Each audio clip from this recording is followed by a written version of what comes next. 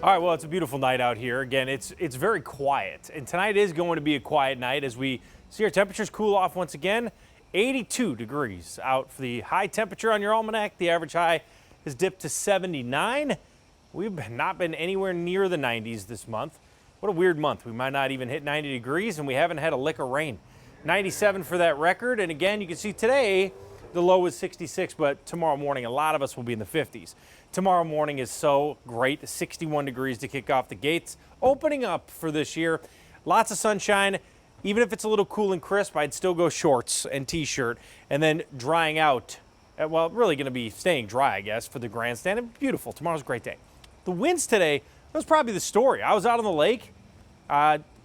Fishing was tough, but it was also tough because it was so choppy out there. 28-mile-per-hour wind as we really moved in that Canadian air. Now, things are settling in as the high also settles in, so the wind's lightening up out here, and that helps temperature settle as well. 73 here in the metro. That's the urban heat island. Everybody else about 5-6 degrees cooler. 63 in Brainerd, 59 right now in Grand Rapids.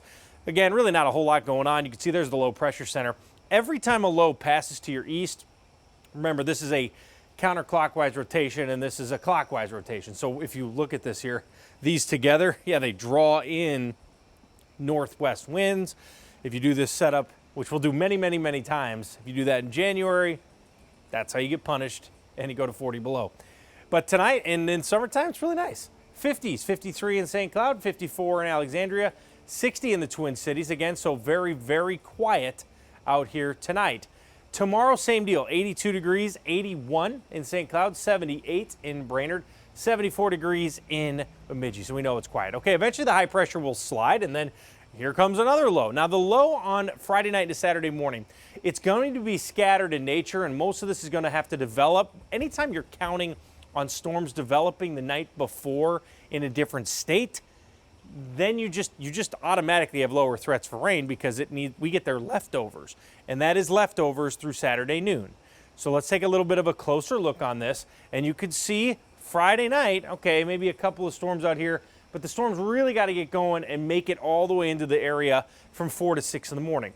Now, the focus in what we know right now Saturday is going to be southern half of the state. Lower chances for rain this time, Brainerd north. Now, the cities, we're probably on the edge of this.